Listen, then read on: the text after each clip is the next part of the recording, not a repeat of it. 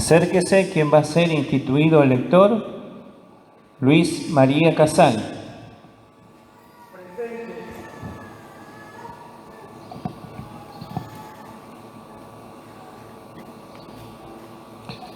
Queridos hermanos, con este pequeño rito de llamado que quiere significar la vocación, todos sabemos que está presente, lo hemos saludado antes, y no es que ahora hagamos teatro, sino que la liturgia nos hace recordar un llamado. Y de ahí viene la palabra vocación. Uno puede tener muchas ganas de muchas cosas, pero si no es llamado por Dios a través de las mediaciones, la iglesia, la arquidiócesis, la parroquia, su formación, etcétera, no podemos hablar de vocación, por más deseos que uno tenga. Y un día como el de hoy, da la impresión de que toda la luminotecnia se concentra del sol en Luis y su familia, todo está en sombras, pero ellos están, ni el mejor ingeniero en luminotecnia nos hubiera dejado esta escenografía. Hacía falta, en medio de tiempos de tribulación, un poco de concordia en medio nuestro. ¿De dónde son ustedes dos? Ah, mira, haber sabido antes. De Concordia. Tanta agua que hay allá y acá tanta necesidad, por eso el Señor los llama aquí. Pero esto, el lectorado y la misa y la liturgia y el tiempo de Adviento nos presenta algunas preguntas que no podemos dejar de responder. ¿Puede, piénsenlo, el pasado cambiar el tiempo presente? ¿Sí o no? Parezco un debate de presidencial, ¿no? ¿Sí o no? ¿Puede el pasado, que bien decimos el pasado pisado, cambiar el tiempo presente? Ante el silencio yo sigo adelante. ¿Puede, en cambio, el futuro, que es incierto, cambiar el tiempo presente? ¿Sí o no? Cada uno debe encontrar una respuesta. Aquí el cantor de las cosas nuestras me dice, sin animarse a decir un no, así, no. Sin embargo, el celebrar la liturgia y los misterios de Dios y las lecturas que acabamos de escuchar nos dice que es importante hacer memoria, y hacer memoria del paso de Dios por nuestra vida es la fe. La fe, incluso de los antepasados, la fe que un día tuve y que ahora está temblando, o que quizá pienso que la perdí, me permite hoy cambiar la vida. Si no, ¿para qué instituimos un lector? Decir lector no es simplemente que lea las lecturas, porque hay mucha gente que lee las lecturas, incluso por ahí mejor que nosotros. Sí, el pasado puede cambiar el presente. Y el futuro, ahí nos animamos y el no parece más rotundo, porque parece que tenemos que ir a una adivina o adivino con esa bola de cristal, o que me lea la mano, la borra del café o las cartas para decirme qué va a pasar mañana. Sin embargo, no es esto lo que estoy diciendo. El futuro cambia una decisión del presente. En el caso de hoy del lectorado, su ministerio de la palabra, pensando en, no sé, jóvenes, ellos, ellas, o en sus propios hijos, hace que uno cambie la conducta de hoy. ¿Qué futuro le voy a dar a mis hijos? Hoy que cambian las autoridades nacionales, que es un día de fiesta, ¿por qué no? Coincidiendo con 40 años de democracia. Hoy todo el mundo desea lo mejor, más allá de que sea él, ella, no importa, que yo perdí en esta elección, bueno, acá perdió la mitad porque era balotaje, así que, o no, o sí, no tenés que. Y sin embargo, esto enciende en nosotros, sobre todo los cristianos, un deseo de cambio que no se reduce a la espera de un mejor índice del dólar, de la nafta, ni tampoco a las expectativas ciertas o inciertas ante el presente, que es difícil a ver si esto puede cambiar, sino a través de la esperanza. Y acabo entonces de pedirle la mano al recuerdo del paso de Dios por mi vida, fe. Esa es la fe. Sino, ¿para qué leemos un texto del Antiguo Testamento? Por eso son como 500 años antes de Cristo, 600. ¿Qué tiene que decirme hoy Isaías? Hoy Isaías no me dice qué tengo que hacer, si comprar comida, si comprarme un freezer, si poner plazo fijo. Sin embargo, el recuerdo de un momento tan difícil que comienza con las palabras "no son magia", consuelen a mi pueblo. ¿Y cómo podemos consolar a nuestro pueblo, querido lector, o lectorando, no sé cómo se dice, sin la fe?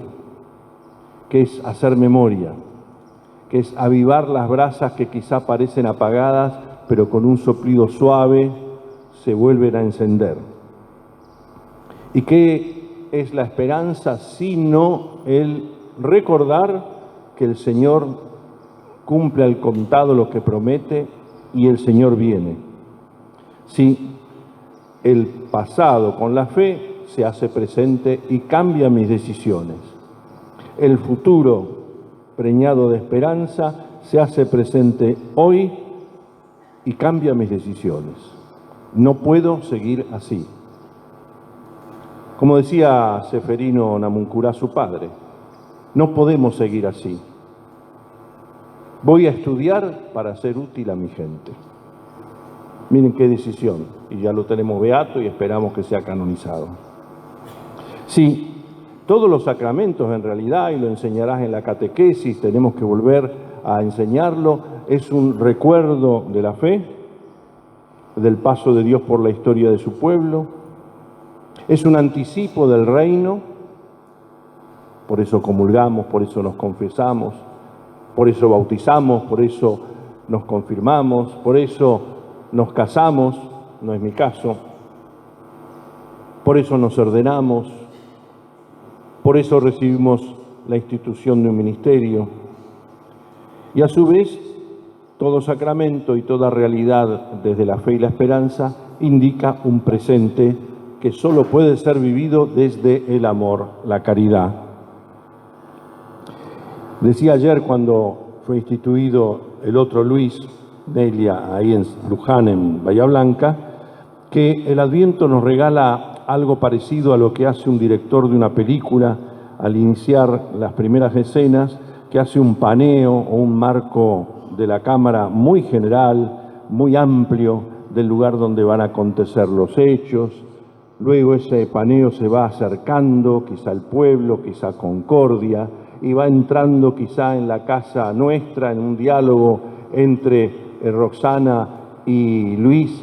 Me parece que yo quiero hacer la escuela de ministerios, me siento un llamado, porque además tienen que estar de acuerdo los dos. Ya me entregaron las cartas, la voy a llevar al escribano público, no voy a gastar pólvora en estampillado, le voy a decir, ¿está bien esto? Sí, y listo. Porque son matrimonio. Y entonces, así vemos que ese paneo general son los profetas, domingo pasado, pero ahora este domingo y el próximo, todo se concentra en el más grande hombre nacido de mujer, según Jesús, que es Juan el Bautista. Hoy, según el Evangelio de Marcos, la semana que viene, según el Evangelio de Juan, cuando es interrogado por las autoridades religiosas, ¿quién sos? ¿Qué tenés para decirnos?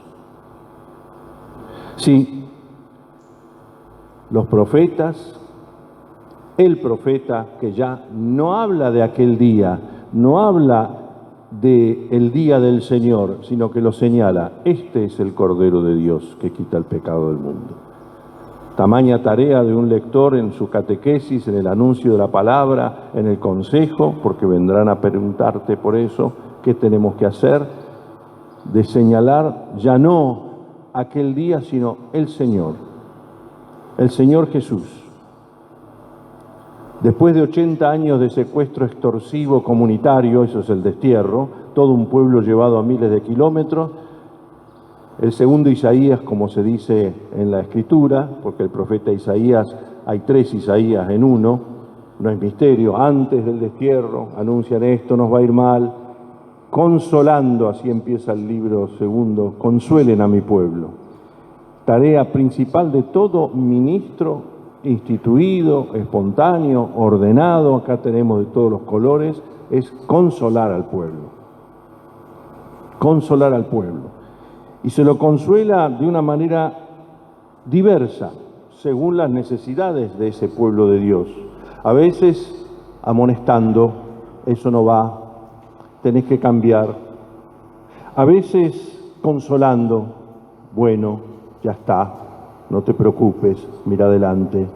Y a veces o siempre animando a aquellos que tienen rodillas vacilantes, que no se la sienten, dicen los italianos, que tienen miedo, animando, jamás escrachando, por supuesto.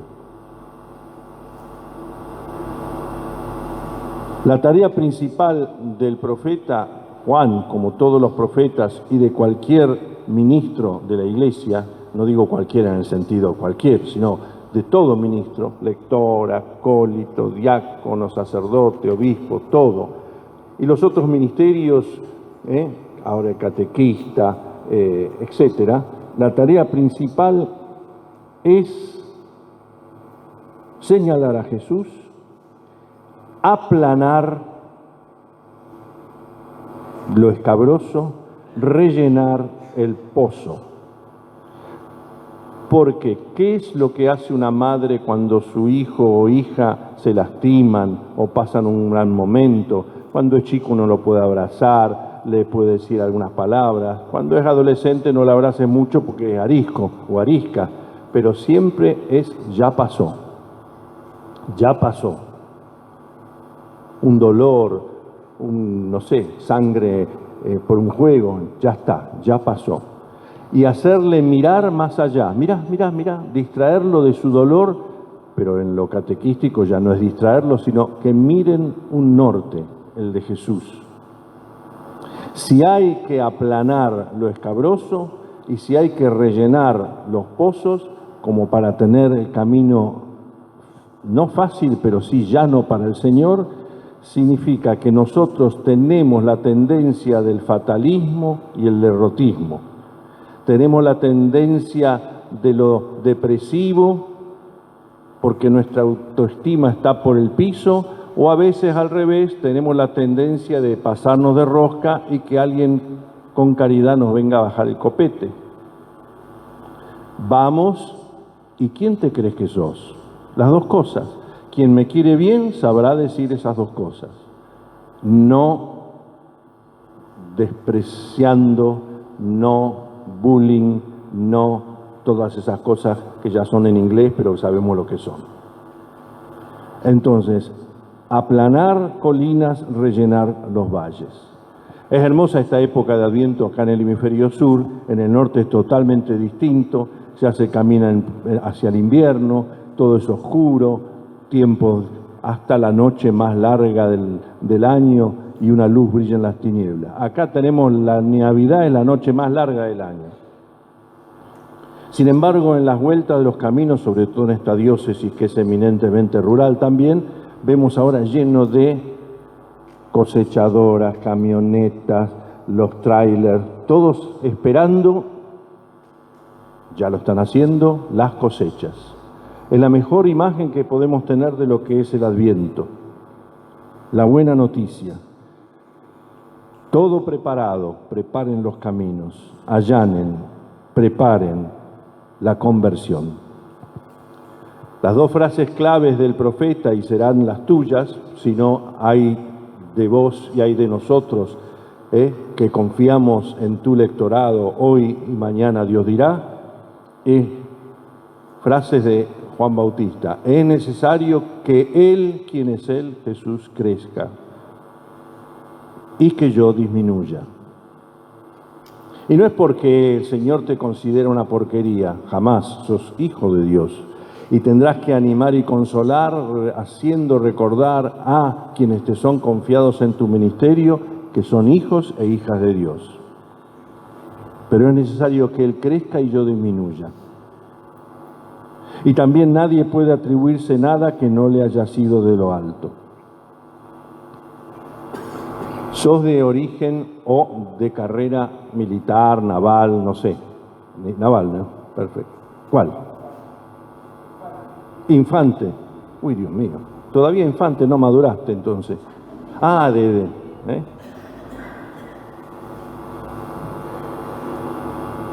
Y entonces, como infante, y somos todos niños delante del Señor, entiendo, sabrás que en el Adviento también se nos anima a luchar, porque contamos con Él, por supuesto, con la gracia de Dios, no con la prepotencia, el orgullo y la soberbia de lo escabroso, o también de lo aparentemente humilde, pero es autorreferencialidad. Ay, soy una porquería, soy una porquería. No soy digno de que entres en mi casa. Y eso lo dijo un militar a Jesús. No soy digno de que entres en mi casa. Y Jesús exclamó a este miembro de un ejército de ocupación como el romano en su tierra: nunca he visto en Israel tanta fe. Tanto que es la frase que decimos en nuestro corazón o en público: Señor, no soy digno de que entres en mi casa, una palabra tuya bastará para sanarme. O también aquella sirofenicia pagana, superpagana, para los judíos como un perro. Y sin embargo, Jesús, que toma distancia, Jesús que le dice: no es bueno que los cachorros coman de la comida de sus amos, ella le arranca un milagro a distancia, como también el soldado, diciéndole: pero también los cachorros comen las migas que caen de la mesa, de los amos. Qué grande es tu fe. Jesús alabó a ellos dos, un soldado y una pagana, no lo olvidemos nunca. Pero termino ese encuadre de este director de cine, acá se trata de Dios mismo que conduce la historia de la salvación, termina ya no en la predicación de Juan que señala al Cordero, sino en una mujer, y estamos en su casa, María Niña, una adolescente, cuya respuesta de Adviento ya no es aquel, sino que aquel que ha de venir depende o pende de un hilo y de un monosílabo que es tan difícil a veces. Lo has dicho ahora, aquí estoy, el monosílabo es sí. Sí. María, según el Evangelio de Lucas, su nombre es María. La llena de gracia, según el Evangelio de Lucas, para el ángel, otro nombre: tú eres la llena de gracia, que es como decir la llena de amor. Dios te nombra de otra manera. Y para ella misma, en este fenómeno tan moderno, posmoderno, supermoderno de la autopercepción, ella se llama a sí mismo: yo soy la servidora del Señor, que se haga en mí según tu palabra. En el seno de María es una imagen muy bella, ya la vamos a ver en el cuarto domingo de Adviento. No se trata simplemente de una ecografía, es algo mucho más profundo. Ella afirma esa memoria y esa esperanza. El horizonte que parece lejano se hace ya carne en su propio seno. Y desde lo escabroso del rencor, la revancha, el resentimiento, las grietas reales o inventadas, nuestras propias heridas, surge un deseo, y es el de la paz. Parece contradictorio con la carrera de un infante, porque el infante está para ¿dónde están? Que voy por ellos. Sin embargo, es la paz. La paz. La venida en gloria definitiva y totalizante. Porque Adviento, que habla del Apocalipsis, que habla de los últimos tiempos, no es anuncio de desastres, sino revelación. No es anuncio de destrucción, sino de palabra final. Y decía el Papa San Juan Pablo II en su primer mensaje a la paz, allá el 1 de enero de 1979, La aspiración a la paz no quedará nunca decepcionada. El trabajo por la paz, inspirado por la caridad que no pasa, dará sus frutos. La paz será la última palabra de la historia. Y uno se pregunta finalmente, ¿y por qué no viene? ¿Por qué hay que seguir esperando? ¿Por qué esta expectativa ya se agota? Lo dijo hoy la segunda lectura, carta de San Pedro, y la comentó bellamente en su primer mensaje o misa solemne de pontificado, Benedicto XVI, 24 de abril del 2005. Una frase contradictoria en la apariencia con la que quisiera terminar, porque ya me bostezan mucho. Sufrimos por la paciencia de Dios. Es casi textual, un comentario más reducido de lo que nos ha dicho. Algunos dicen que Dios tarda en cumplir lo prometido y se impacientan. Sufrimos por la paciencia de Dios. Y es verdad, porque nosotros quisiéramos que todo suceda ya, que las cabezas de los malos vayan a rodar ya, todo ya, y así nos va. Dios tiene paciencia infinita, porque el tiempo, la historia, no es sino un signo de la paciencia de Dios que quiere que todos se salven. También el soldado romano y también la mujer pagana. Esa es tu misión, adelante, no temas.